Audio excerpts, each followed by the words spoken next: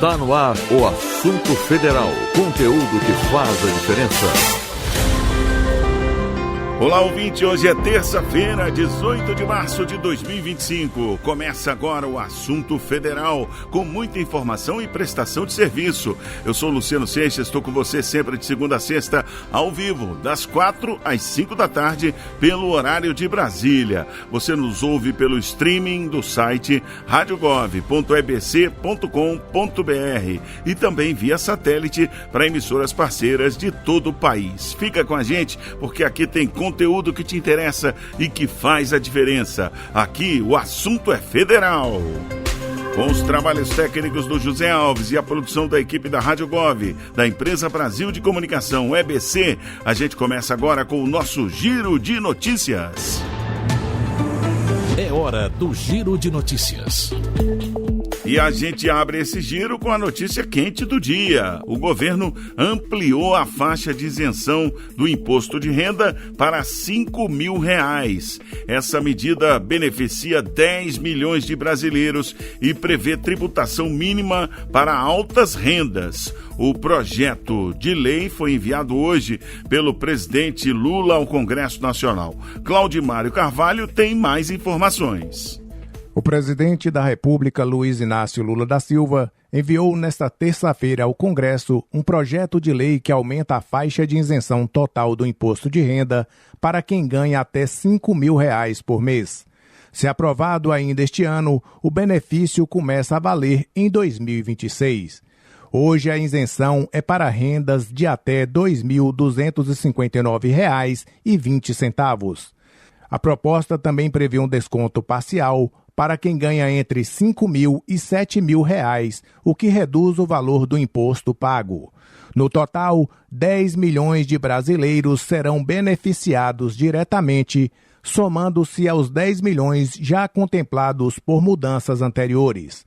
Com isso, 90% dos contribuintes do imposto de renda vão ter isenção total ou parcial. Por exemplo, um motorista com salário de R$ 3.650,66 poderá economizar mais de R$1.000 por ano. Já uma professora que ganha R$ 4.867 terá uma redução de quase R$ 4.000 no imposto anual. Para compensar a redução na arrecadação, o governo propõe uma tributação mínima para contribuintes com renda anual acima de R$ 600 mil, o que atinge 141 mil pessoas no país. A alíquota progressiva pode chegar a 10% para quem recebe mais de R$ 1.200.000 ao ano. O projeto ainda precisa ser aprovado pelo Congresso antes de entrar em vigor. Da agência Rádio Gov em Brasília, Claudimário Carvalho. Tá aí, a proposta tá colocada. Agora, como disse bem o Claudimário aí, calma, pessoal, não é para esse imposto de renda agora, não. Esse imposto de renda agora, a isenção é até 2 salários mínimos, né? Essa é a proposta. Se for aprovada esse ano, aí vale para o imposto de renda do ano que vem, que você vai declarar lá em abril de 2026, referente ao que ganhar esse ano. Mas vamos aguardar, tá bom? Não vamos confundir as coisas, não. Mas é boa, né? A ideia é boa. As mulheres correspondem a mais de 58% das pessoas que vão receber o Bolsa Família agora em março. Isso significa que dos mais de 53 milhões de beneficiários do programa, as mulheres somam 31 milhões. São 20 milhões e 500 mil famílias contempladas só neste mês. Mais detalhes com Érica Braz, no Boletim MDS.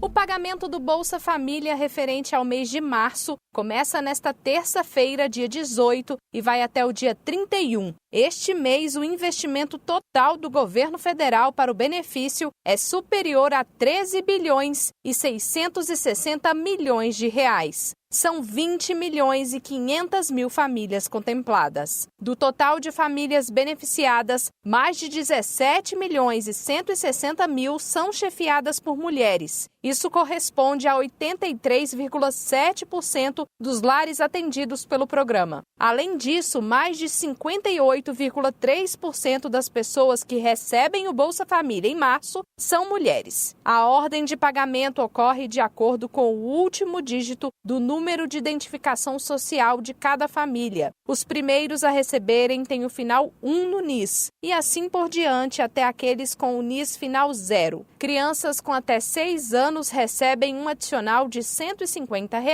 referente ao benefício Primeira Infância. Neste mês, são mais de 9 milhões e 100 mil crianças atendidas, um investimento de 1 bilhão e 270 milhões de reais. No caso de crianças e adolescentes de 7 a 18 anos incompletos, o adicional é de R$ 50. Em março, mais de 15 milhões vão receber o chamado benefício variável familiar. Mais de 606 mil gestantes e 347 mil nutrizes também podem contar com adicional de R$ 50. Reportagem Érica Braz.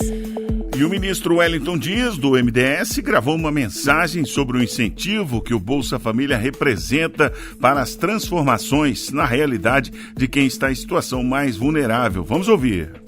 Dinheiro na conta chegando para mais de 20 milhões e 500 mil famílias. Dinheiro do Bolsa Família. É um recurso que tem um objetivo: garantir as condições de alimentação e outras necessidades das pessoas que mais precisam.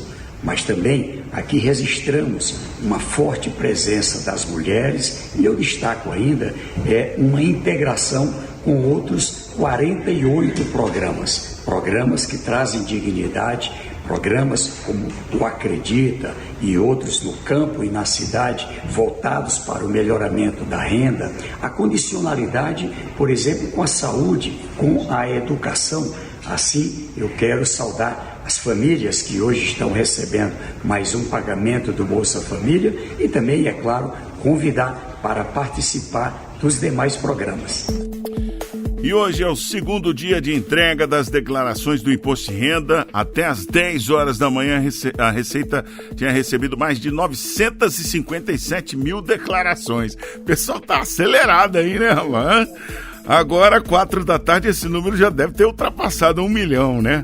O prazo de entrega da declaração começou ontem, dia 17 de março, e segue até 30 de maio. A expectativa da Receita é de que mais de 46 milhões de declarações sejam entregues até o final do prazo. E é bom aquele recomendação sempre, não deixa para a última hora, e vai que dá vai que dá algum probleminha.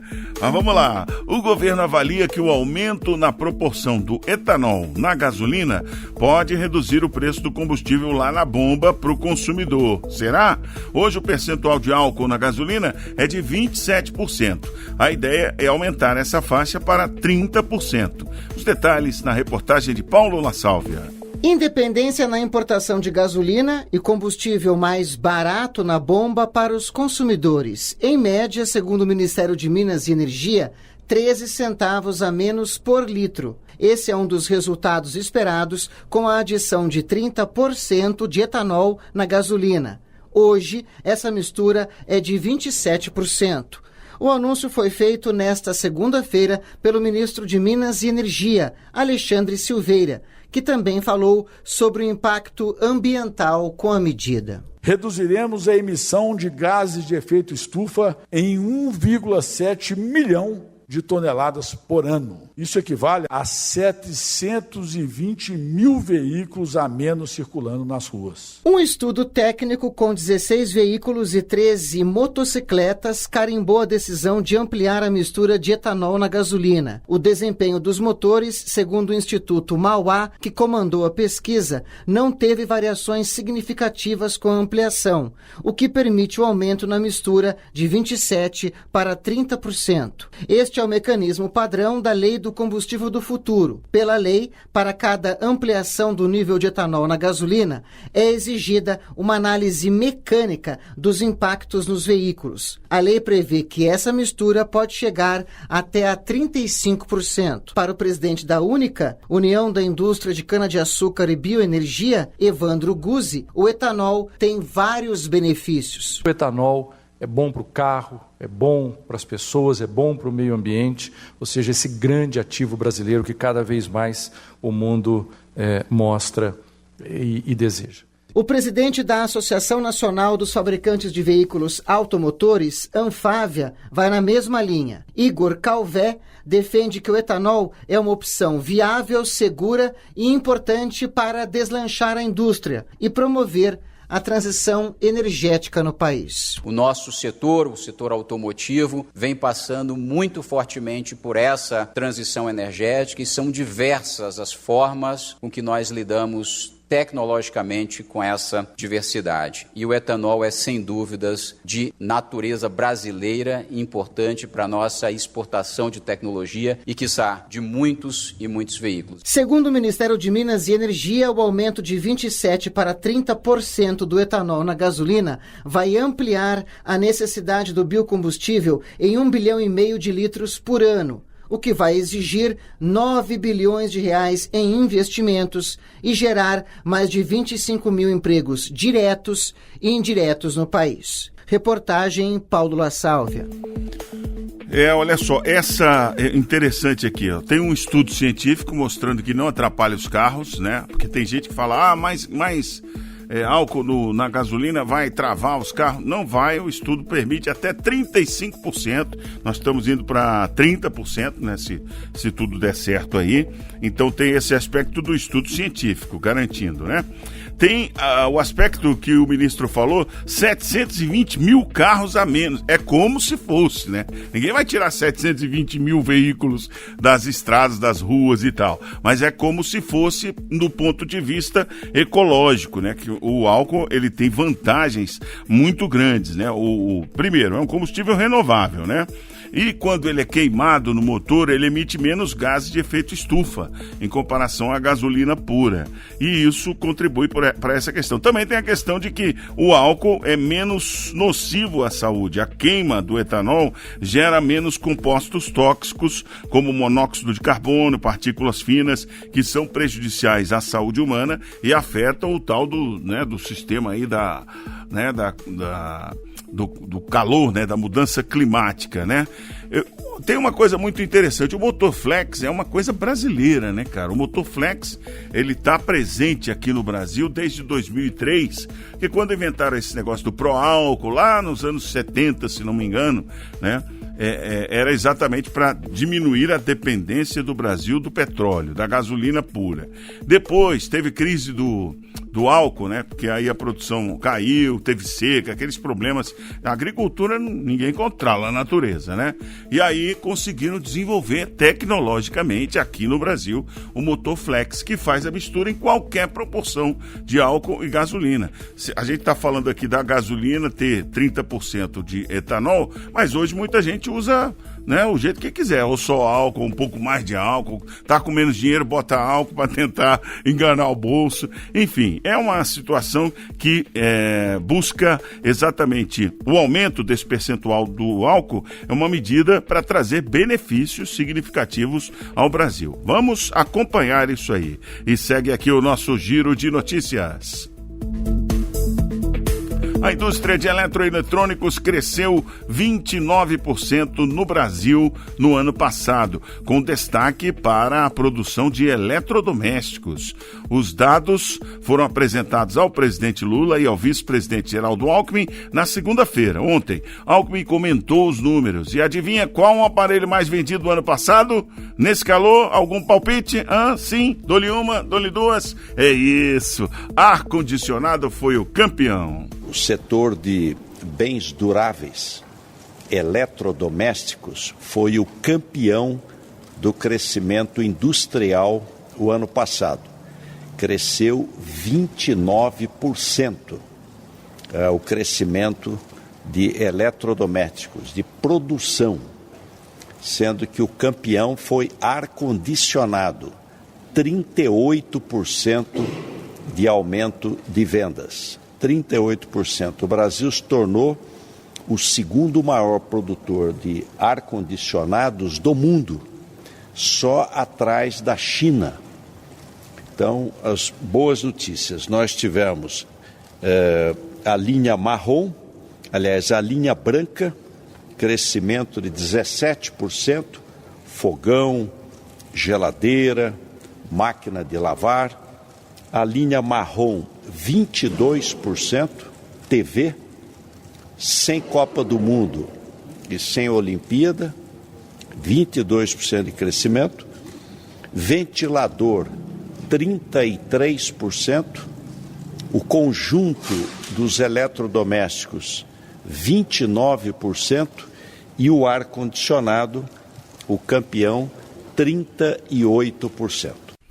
Tem algumas coisas muito interessantes, né? Isso aí representa o quê? Em última instância, o aumento do consumo, né? A população está podendo comprar mais aparelhos para facilitar a sua vida em casa. E esse acesso a novos aparelhos impulsiona a indústria, porque elas buscam mais tecnologia, mais eficiência e, no caso delas, mais lucro para elas. Quanto mais eficiência elas tiverem nessa distribuição, melhor para as próprias indústrias. O que acaba sendo bom também para a população, porque tem sempre a questão da geração de emprego, né?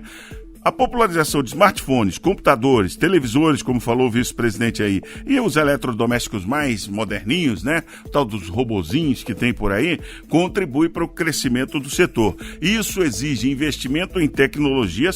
As empresas têm que investir em pesquisa e desenvolvimento para lançar produtos cada vez melhores, cada vez mais inovadores. Por exemplo, a gente ouviu aí, em primeiro lugar, ar-condicionado. Todo mundo tem na cabeça que ar-condicionado é um negócio que gasta muita energia elétrica. É evidente que a indústria que produz o ar-condicionado tenta minimizar esse impacto e fazer aparelhos cada vez mais eficientes e econômicos. Isso significa investimento em ciência e tecnologia. Aí tem um ponto crítico, né? Que a gente precisa qualificar a mão de obra para aproveitar essas novas vagas que porventura surgirão nas indústrias, porque o cara tem que estar preparado para trabalhar com inteligência artificial, com internet.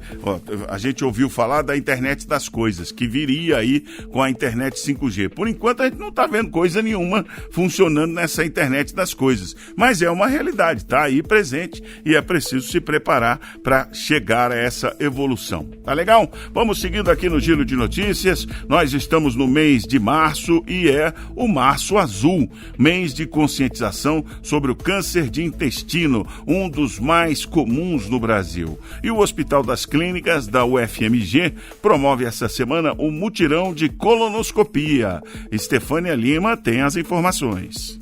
O Hospital das Clínicas da Universidade Federal de Minas Gerais, em Belo Horizonte, realiza na terça e na quinta-feira desta semana um mutirão de colonoscopia. A medida faz alusão ao Março Azul, campanha de prevenção ao câncer de intestino. Ao todo serão feitos 72 exames em pacientes que estão na fila de espera pelo procedimento. O INCA, Instituto Nacional de Câncer, estima 45 mil novos casos da doença no país entre 2023 e 2025. Segundo a EBSER, empresa brasileira de serviços hospitalares, o câncer de intestino é o segundo mais comum no Brasil, atrás apenas dos cânceres de mama e próstata. E o exame indicado para rastreamento é a colonoscopia, recomendada a partir dos 45 anos. Especialistas da estatal alertam que o câncer coloretal pode ser silencioso no início, mas sintomas como alteração no hábito intestinal, dor abdominal e sangue nas fezes devem servir de alerta. Com supervisão de Ana Gabriela Salles, da agência Rádio Gov em Brasília, Estefânia Lima. Olha, um novo edital está contratando profissionais para o programa Mais Médicos. O objetivo é reforçar o atendimento em mais de 4.700 municípios. Dilson Santa Fé. O Ministério da Saúde abriu inscrições para o novo edital do programa Mais Médicos, que prevê a contratação de 2.279 profissionais para atuar na atenção primária em 4.771 municípios. A medida busca reduzir o tempo de espera para atendimentos e encaminhamentos especializados no Sistema Único de Saúde, o SUS. Com as novas contratações, o programa vai chegar a 28 mil profissionais em atividade em todo o país. O edital prioriza municípios de maior vulnerabilidade e áreas de difícil acesso, incluindo a Amazônia Legal. O prazo de adesão para gestores estaduais e municipais vai até 24 de março, pelo sistema e-gestor. O número de profissionais do Mais Médicos atendendo a população dobrou. Hoje, cerca de 26 mil profissionais estão em atividade em 4.500 cidades, o que representa 81% do Brasil, enquanto que em 2022 esse número era de 13.100. Mais de 66 milhões de pessoas são beneficiadas pela iniciativa. Além da expansão, o governo investe na integração entre atenção primária e especializada por meio do eSUS APS, um prontuário eletrônico que facilita para o profissional do Mais Médicos o acompanhamento dos pacientes e agiliza encaminhamentos.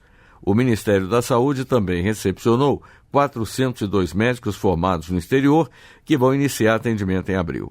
A maioria de brasileiros que cursaram medicina fora do país. Entre eles, 57 vão atuar na saúde indígena.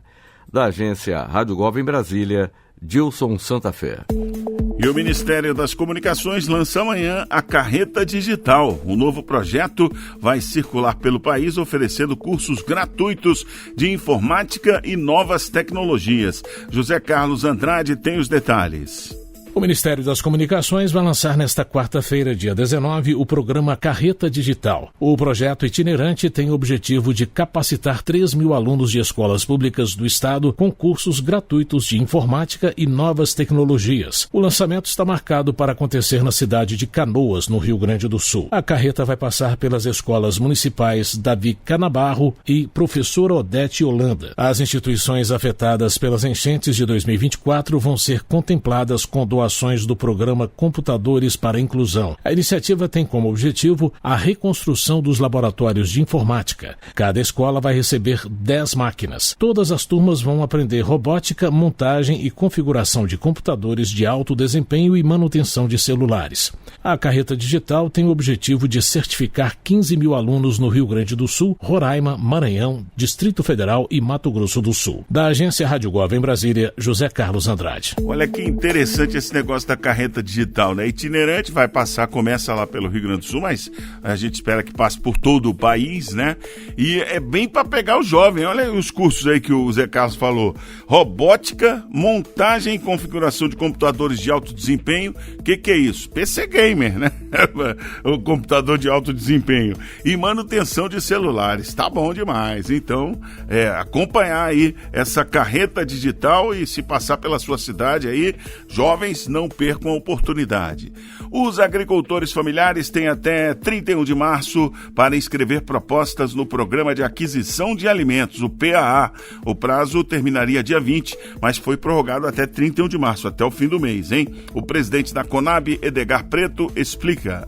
Aqui é o Edgar Preto, presidente da Conab, Companhia Nacional de Abastecimento. Nós temos uma excelente notícia para todos os agricultores e agricultoras do nosso Brasil, especialmente cooperativas e associações. O governo federal, via Conab, decidiu prorrogar o prazo de recebimento de projetos para vender produtos pelo PA, Programa de Aquisição de Alimentos. Vocês sabem que esse é um dos principais programas que a Companhia Nacional de Abastecimento operacionaliza. É uma ação que leva duas mãos muito importantes. Em uma delas, a gente alcança a mão aos agricultores familiares que têm uma alimentação para comercializar. Paga-se um preço justo e a outra mão, esses alimentos chegam simultaneamente à mesa de quem passa necessidade ou mesmo à rede socioassistencial dos municípios e dos estados. O prazo inicial era até dia 20 de março e nós estamos prorrogando para o dia 31 de março. Cooperativas e associações têm até o final do mês para cadastrar o seu projeto na Conab. Não esqueça que no mínimo 50% de participantes de cada projeto tem que ser mulheres trabalhadoras rurais. Escreva seus projetos, nós aprovamos, compramos o alimento e ajudamos o governo federal do presidente Lula a combater a fome do Brasil outra vez. Cidades anuncia frota de ônibus menos poluente. Alguns municípios da Bahia, Minas Gerais, Paraíba, Pernambuco, Rio de Janeiro, Rio Grande do Sul e São Paulo vão ser beneficiados. Eu acho que é Ministério das Cidades, né? Anuncia aí essa frota de ônibus menos poluentes para esses estados. Vamos ouvir aí. O Ministério das Cidades anunciou a aquisição de 281 novos ônibus para municípios de 7 estados do país. São eles: Bahia, Minas Gerais, Paraíba, Pernambuco, Rio de Janeiro, Rio Grande do Sul e São Paulo. Os veículos fazem parte do eixo de renovação de frota do novo Programa de Aceleração do Crescimento, o PAC, para o setor privado. O investimento é de aproximadamente R$200 milhões e vai ser financiado pelo Fundo de Garantia do Tempo de Serviço, o FGTS. Todos os ônibus são movidos a diesel e apresentam uma redução de 85% na emissão dos gases poluentes em relação à antiga geração de transportes. Ao todo, cerca de R$8 bilhões e 500 mil vão ser destinados à renovação da frota do transporte público e à melhoria da mobilidade urbana em grandes e médias cidades. Da agência Rádio Gov em Brasília, Vladimir Filipim.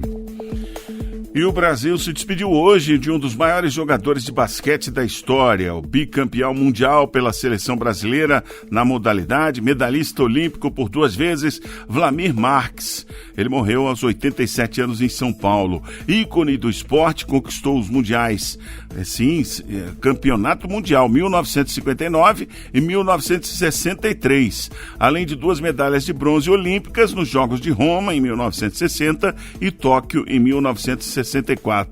Brilhou muito no Corinthians, onde foi 10 vezes campeão paulista, e ele integra o Hall da Fama da Federação Internacional de Basquete e, claro, do Comitê Olímpico do Brasil. Em nota, o Ministério do Esporte manifestou pesar pela perda e destacou o legado do ex-atleta, que foi um dos grandes nomes da geração de ouro do basquete brasileiro. A pasta desejou conforto aos amigos, familiares, fãs e amantes do esporte. Que Deus receba bem aí Vlamir Marques. Você está ouvindo o Assunto Federal, conteúdo que faz a diferença. E agora vamos saber como é que está o tempo em todas as regiões do país. Roda a previsão aí, Zé. Previsão do tempo para esta terça-feira, 18 de março de 2025. Centro-Oeste. Goiânia, em Goiás, tem nesta terça-feira tempo encoberto com os termômetros registrando mínima de 21 e máxima de 32 graus. A umidade relativa do ar é de 80% a 20%. Antônio João, no Mato Grosso do Sul, comemora aniversário com tempo encoberto com chuvisco. A temperatura mínima é de 22 e a máxima 36 graus. A umidade relativa do ar é de 90% a 40%. Nordeste. Fortaleza, no Ceará, apresenta tempo encoberto com pancadas de chuva e trovoadas isoladas pela manhã e encoberto com chuvisco à tarde. A temperatura marca mínima de 24 e a máxima de 29 graus. A umidade do ar vai de 100% a 80%. Mata Grande, em Alagoas, festeja aniversário com tempo encoberto. A temperatura oscila entre 20 e 34 graus. A umidade do ar é de 100% a 30%. Norte. Rio Branco, no Acre, tem tempo encoberto com pancadas de chuva isoladas pela manhã e encoberto com chuva isolada à tarde. A temperatura mínima é de 24 e a máxima de 31 graus. A umidade do ar é de 100% a 80%. Palmas, no Tocantins, fica com tempo encoberto com chuvisco e a temperatura mínima é de 20 e a máxima de 31 graus. A umidade do ar é de 95% a 50%. Sudeste. Belo Horizonte, em Minas Gerais, tem tempo encoberto com chuvisco. A temperatura mínima é de 20 e a máxima de 31 graus. A umidade do ar vai de 95% a 50%. O município de Jaborandi, em São Paulo, celebra aniversário com tempo encoberto com chuvisco.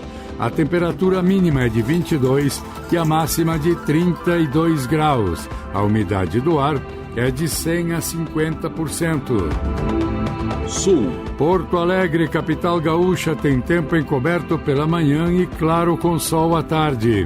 A temperatura mínima é de 19 e máxima de 30 graus. A umidade do ar é de 100 a 50%. Gaspar, em Santa Catarina. Festeja aniversário com tempo encoberto pela manhã e encoberto com chuvisco à tarde. A temperatura mínima é de 21 e a máxima de 31 graus. A umidade relativa do ar fica entre 100% e 50%. Você ouviu a previsão do tempo para esta terça-feira, 18 de março de 2025. Com informações do INMET, o Instituto Nacional de Meteorologia. Da agência Rádio Gov em Brasília, Vladimir Filipim. E chegou a hora de mandar aquele abraço para os ouvintes das cidades aniversariantes de hoje. Parabéns aí para Antônio João, no Mato Grosso do Sul, Mata Grande, em Alagoas, Jaborandi, em São Paulo e Gaspar, em Santa Catarina, que completam mais um ano hoje. Abrindo aqui o Comunica BR, a gente vê, olha só, Antônio João, Mato Grosso do Sul, sua economia gira em torno da produção de carne, grãos e hortaliças. Foram 54 milhões para financiamento, não, 15 milhões para financiamento dos 15,4, tá? Então 15 milhões e 400 mil reais para financiamento dos grandes produtores do agro lá em Antônio João, Mato Grosso do Sul. E aí teve só 2 contratos via Pronaf para agricultura familiar no valor de 235 mil. Vê aí a diferença, né? Lá é todo mundo grande no agro, né? É Mato Grosso do Sul, é potência. Tem Mata Grande, em Alagoas, o maior município do estado de Alagoas, em extensão territorial, destaca-se também pelo agronegócio. Mas nesse caso aqui é muito mais agricultura familiar, olha só. Foram 15 milhões e 500 mil reais para a agricultura familiar em Mata Grande e 2 milhões e 100 mil reais para o financiamento do agro. Jaborandi, em São Paulo, a vizinha aí de Barretos, interior de São Paulo, é agroforte também, né? Olha esse caso, quase 50 milhões para financiar o agro lá de Jaborandi, os grandes produtores. E olha que curiosidade, primeira vez que eu pego isso aqui no Comunica BR, não houve nenhum contrato para agricultura familiar. Então só dinheiro lá para os grandes produtores em Jaborandi via financiamento pelo governo federal, né? Vamos para Gaspar, que também está fazendo aniversário hoje em Santa Catarina, fica ali entre Blumenau e Itajaí, é conhecida como Coração do Vale. Destaque aí a Rota das Águas, devido ao grande número de parques aquáticos por lá.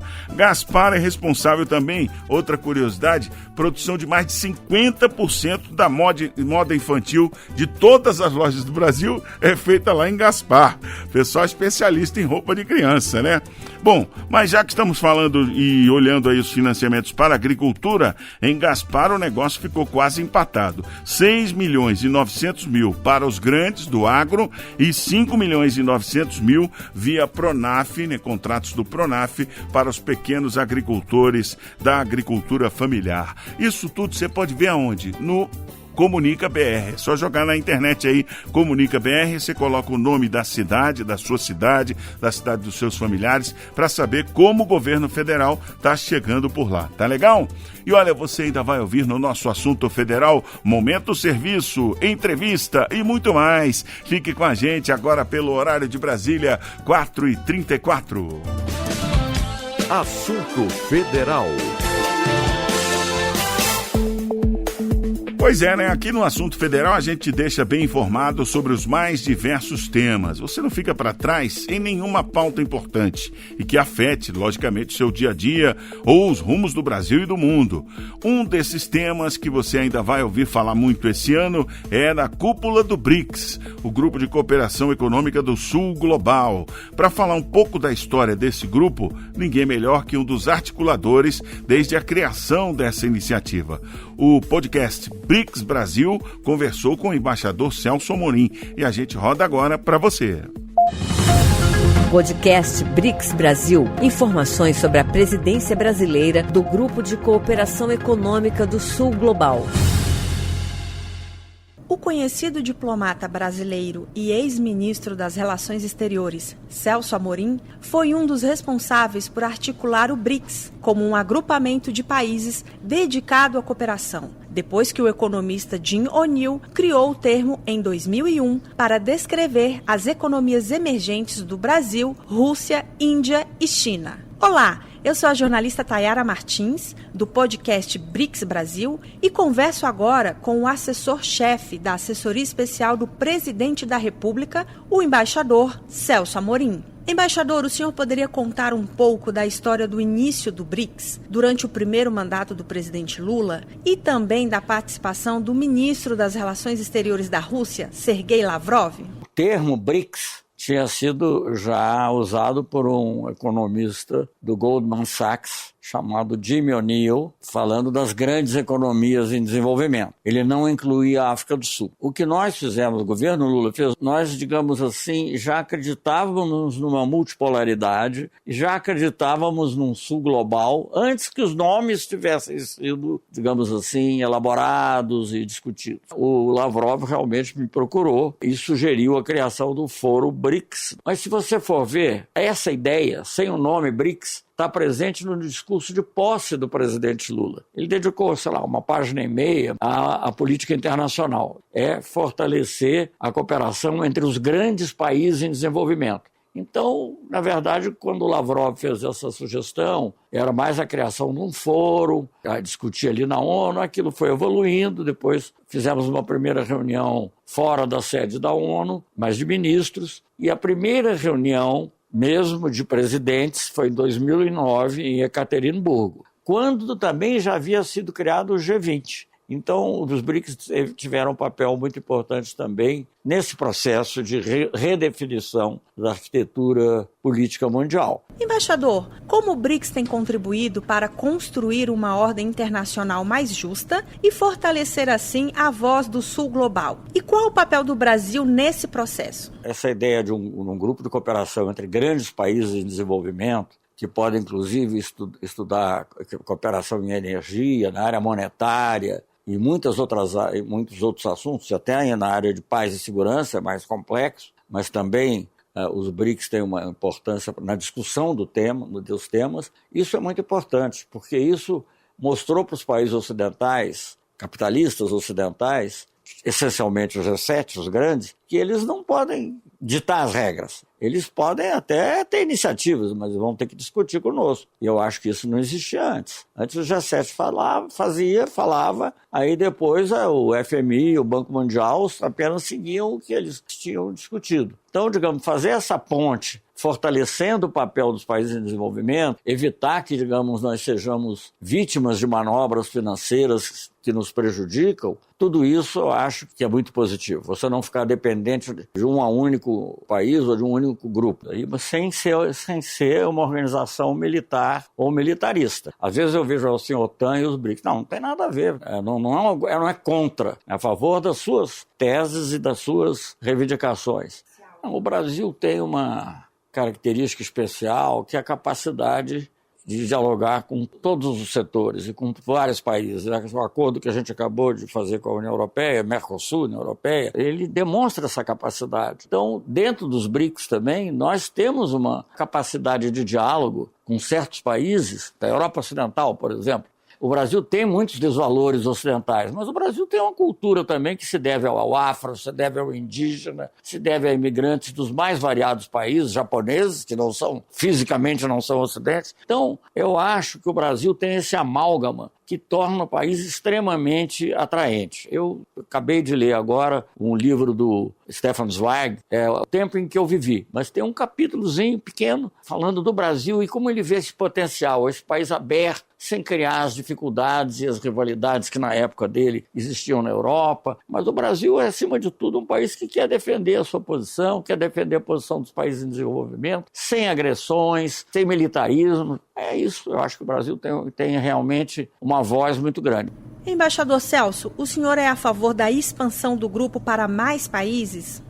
Olha, eu acho que o BRICS tem que ter uma abertura e, digamos assim, o Sul Global tem que se sentir representado pelos BRICS. Mas, operacionalmente, eu acho que ele não pode se expandir indefinidamente, porque senão ele vai virar o que é hoje o G77 ou o que é o movimento não alinhado, que teve sua importância histórica, sem dúvida. Mas para você atuar concretamente em questões importantes, eu acho que você tem que manter uma certa coesão. Então, acho que você tem que equilibrar essas duas coisas. Acabamos de admitir a Indonésia como membro pleno, mas também a gente não pode perder a especificidade dos BRICS, que é essa capacidade de agir coletivamente, de realizar uma cooperação real e não uma coisa teórica. Embaixador, alguns analistas dizem que o BRICS é um grupo anti-Ocidente. O que o senhor pensa dessa avaliação? Como é que se pode dizer que o Brasil é contra o Ocidente se nós acabamos de concluir um acordo com a União Europeia na área econômica? Não tem cabimento. Isso aqui é uma obsessão de que você tem que ter uma subordinação a um líder, a um país líder determinado. Isso nós não queremos. Nem Ocidente, nem Oriente. Sul Global.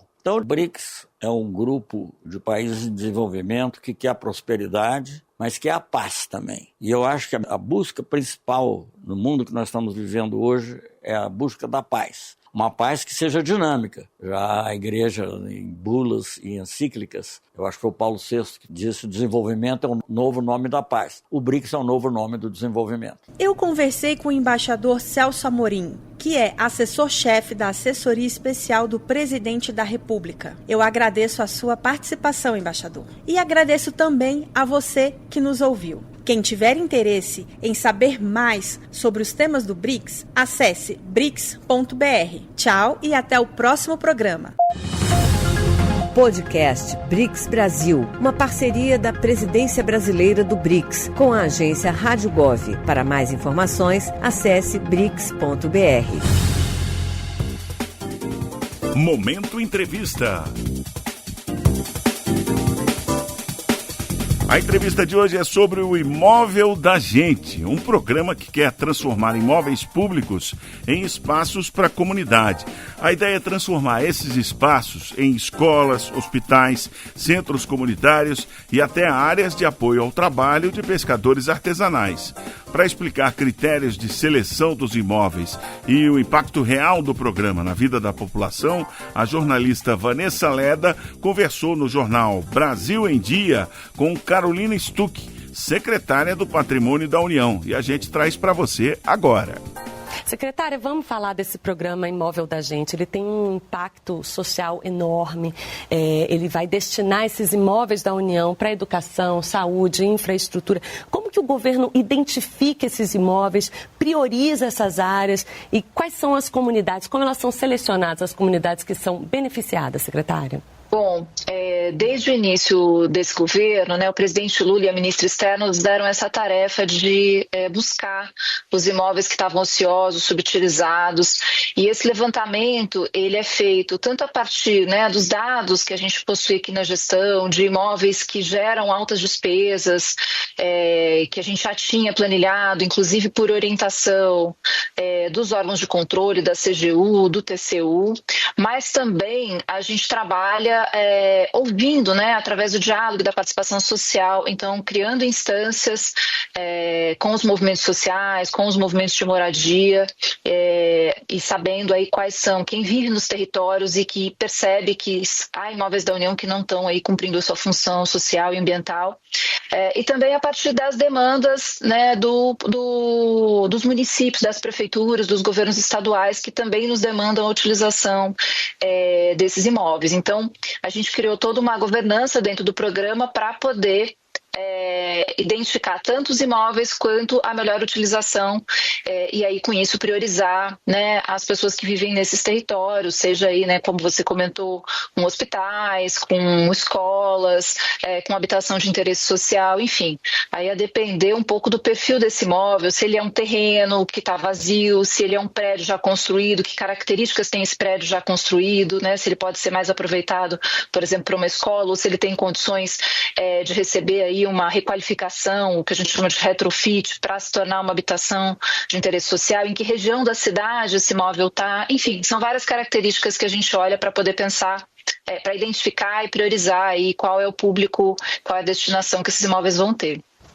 Eu acho que é importante a gente citar um destaque recente do programa, que foi essa destinação de um imóvel em Goiás para garantir a continuidade dos atendimentos no Hospital Estadual Geral de Goiânia, que é exatamente isso, cumprir a sua função social.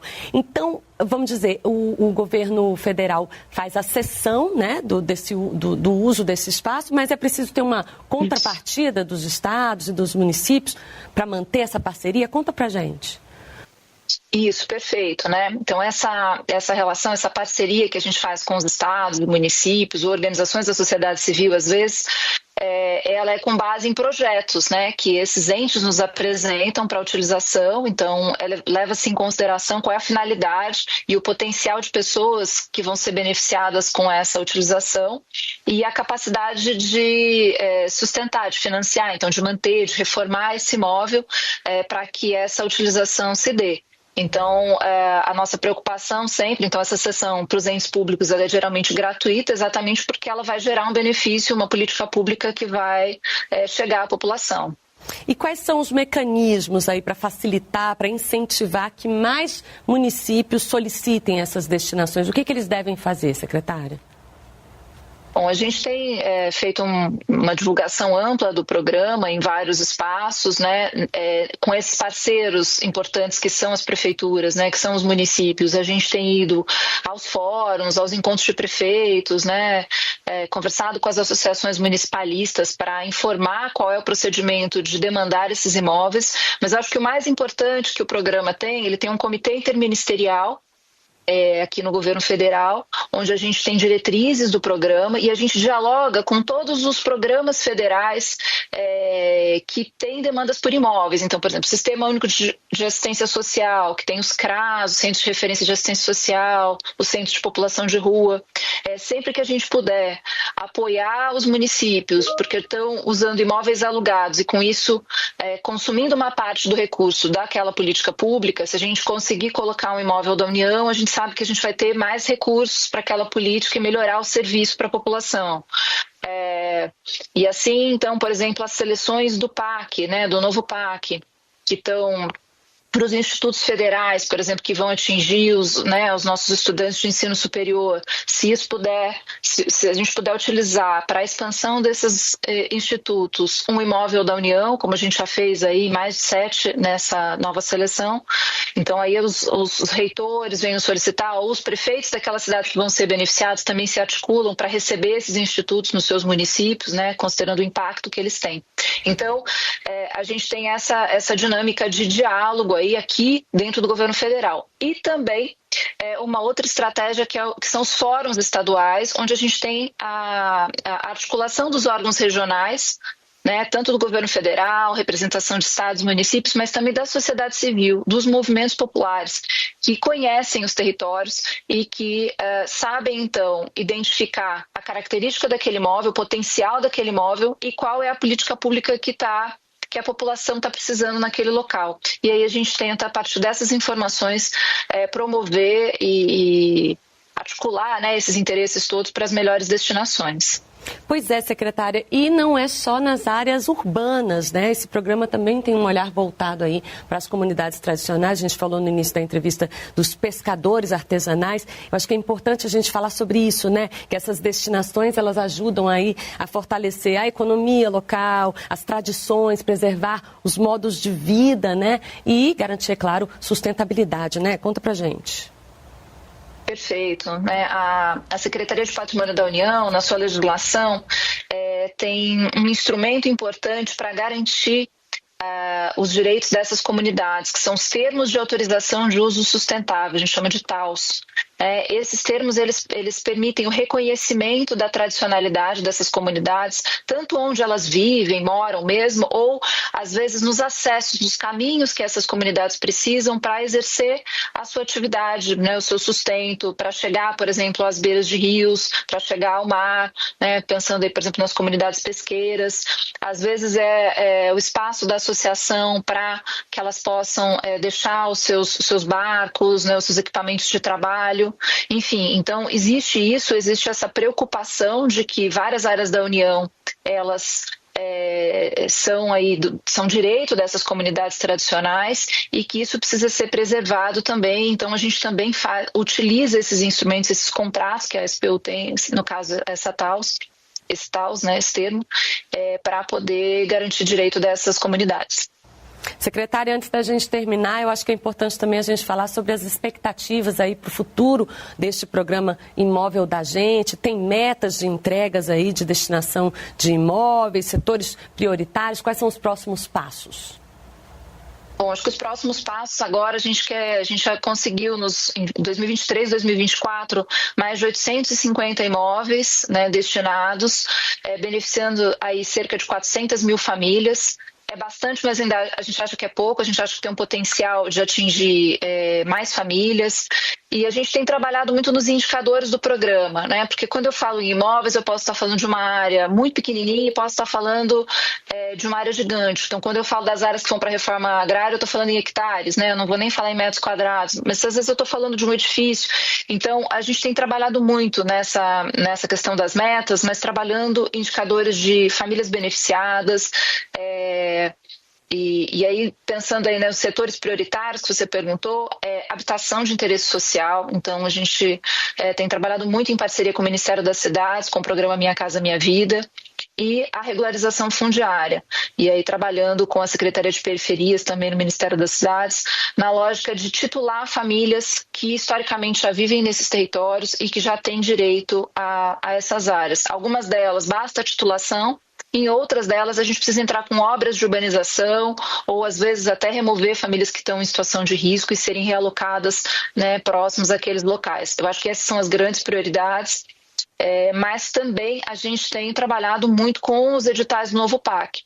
Então, eu comentei sobre os institutos federais, os pontos de cultura, as áreas para segurança alimentar, de abastecimento, restaurantes populares, enfim, a gente tem trabalhado em articulação com vários ministérios que estão aí com investimentos do governo federal, e quando a gente conseguir aportar esses imóveis também, a gente vai potencializar todas essas políticas. Maravilha. Secretária, rapidamente, antes da gente terminar, algum gestor público, municipal, estadual que queira entrar em contato direto com o Ministério para falar sobre o programa Imóvel da Gente, tem algum canal direto aí com vocês, um site, telefone? Tem, a gente tem sim, a gente tem um site, eu não tenho aqui um telefone em mãos, mas a gente tem um site do programa que já está aí no ar também, o site do Ministério da Gestão, a gente tem uma página específica sobre o programa Imóvel da Gente e lá tem, né, os canais, a gente tem aqui uma coordenação de atendimento dentro da Secretaria de Patrimônio da União, a gente tem aí também as nossas perguntas frequentes, a gente tem um folder do programa com o QR Code, principalmente para os gestores que querem acessar e solicitar imóveis no nosso sistema de requerimento de imóveis, né, o CISREI. Então, depois a gente pode até passar aí para a produção e deixar esses contatos para vocês nos ajudarem a divulgar. Maravilha! Então você encontra tudo aí no site do Ministério da Gestão, gov.br/gestão. Muito obrigada, Carolina Stuck, secretária do Patrimônio da União. Eu agradeço imensamente os esclarecimentos e parabéns aí pelo programa. Super obrigada. Esse foi o Momento Entrevista. Para ouvir esse e outros conteúdos, acesse radiogov.ebc.com.br. Rádio Gov, tudo o que você precisa saber. Você está ouvindo o Assunto Federal, conteúdo que faz a diferença. Momento Serviço. Os pagamentos do Bolsa Família continuam nesta quarta-feira para quem tem o NIS com final 2. Roda aí o Caixa Notícias, Caixa Notícias. A Caixa inicia nesta quarta-feira, dia 19, o pagamento do Bolsa Família referente ao mês de março para os beneficiários com o número de identificação social ONIS terminado em 2. O pagamento é realizado preferencialmente na poupança Caixa ou conta Caixa Tem. Com a conta Caixa Tem, os beneficiários podem pagar contas e fazer transferências diretamente pelo aplicativo no celular. O benefício também pode ser movimentado com o cartão de débito da conta em comércios, unidades lotéricas, correspondentes Caixa Aqui, terminais de autoatendimento e agências da Caixa. Além disso, é possível realizar saques sem cartão nos terminais de autoatendimento e unidades lotéricas, utilizando a identificação biométrica previamente cadastrada em uma agência da Caixa. No aplicativo Bolsa Família, é possível acompanhar as informações do benefício, além de receber atualizações e novidades sobre o programa. Para baixar os aplicativos Caixa Tem e Bolsa Família, basta acessar a loja de aplicativos do seu smartphone. É gratuito. E o pagamento do Bolsa Família hoje é unificado para 550 municípios de 10 estados. Érica Braz tem mais detalhes no Boletim do MDS. O pagamento do Bolsa Família no mês de março foi unificado em 550 municípios que estão em situação de emergência ou estado de calamidade pública reconhecido pelo governo federal. Nestas localidades, 966 mil famílias recebem o benefício no primeiro dia da transferência, 18 de março, independente do dígito final do Número de Identificação Social, o NIS. O pagamento unificado representa investimento superior a 642 milhões de reais, oriundos do Ministério do Desenvolvimento e Assistência Social, Família e Combate à Fome. A medida atende 3 municípios no Amazonas, 6 em Roraima, 4 em Sergipe, 6 na Bahia, 13 em São Paulo, 4 no Paraná, 1 no Piauí, 6 em Minas Gerais, 10 no Mato Grosso e todos os 497 municípios do Rio Grande do Sul. Beneficiários que vivem nestes municípios também têm a autorização de saque do Bolsa Família sem cartão e sem uso de documentos para o caso daqueles que tenham perdido. Para isso, eles usam a Declaração Especial de Pagamento emitida pela gestão municipal. A lista completa dos municípios está disponível no site www.gov.br/MDS. Reportagem Érica Braz. E quem não fez as provas de todas as áreas do conhecimento do Exame Nacional para a Certificação de Competências de Jovens e Adultos, o ENSEJA, em 2024, tem até 28 de março para informar os motivos da falta ao INEP. A opção é obrigatória para quem deseja participar do ENSEJA 2025 gratuitamente. A justificativa deve ser feita no sistema do exame. O site é ensejanacional.inep.gov.br. E outro alerta de prazo é sobre o pé de meia licenciaturas. O cadastro termina em 30 de março. Então, estudantes aprovados em licenciatura presencial com nota mínima de 650 no Enem devem se inscrever na plataforma Freire para receber a primeira parcela da bolsa. A bolsa oferece R$ 1.050 por mês, dos quais 700 podem ser sacados e 350 são depositados em uma poupança, resgatáveis após o ingresso do professor na rede pública dentro de 5 anos após a formatura. O Pé de Meia Licenciaturas faz parte do programa Mais Professores para o Brasil, que busca valorizar a carreira docente e fortalecer a educação pública.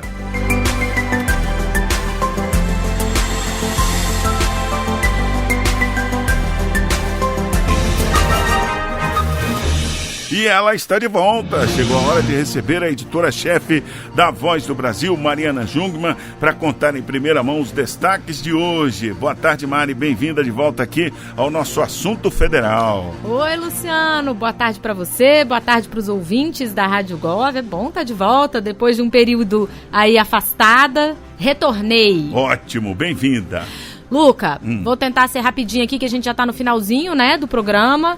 A gente vai falar, obviamente, de imposto de renda, a isenção de R$5.000 para quem ganha até R$5.000, que o governo enviou hoje ao Congresso Nacional. A gente vai trazer na Voz isso bem explicadinho. Acho que nessa época que as pessoas estão entregando declaração do ano passado, a cabeça do pessoal deve estar fervilhando com isso aí, né? Essa de 5 mil não é para esse ano, é bom não confundir, né? Bom não confundir, exatamente. Isso não está valendo ainda, né? Primeiro porque precisa ser aprovado pelo Congresso, segundo porque vai ser para o ano base 2025, que vai ser declarado só no ano que vem. Mas a gente vai explicar direitinho como fica a tabela, o impacto que isso vai ter nos cofres públicos, como que o governo vai compensar esse valor, enfim, a gente vai trazer esses detalhes. E a gente vai ter hoje também, Luciano, na Voz do Brasil, uma entrevista com o Edgar Preto, que é o presidente da Conab, a Companhia Nacional de Abastecimento, porque a gente está com previsão de uma safra agrícola recorde esse ano. Deve crescer 10% a safra de grãos esse ano. E aí a gente vai conversar com ele sobre isso e sobre os impactos que isso deve ter também para a redução dos preços dos alimentos. Tem que baixar o preço do alimento, né? Aí fica bom, né, Luciano? As pessoas pagam menos imposto de renda, alimento fica mais barato, aí agora o pessoal começa a sentir o alívio no bolso, né? Tá certo. Daqui a pouco, 7h. A gente fala disso jazinho, eu e você, em todas as rádios do país. Valeu, Mari. Obrigado.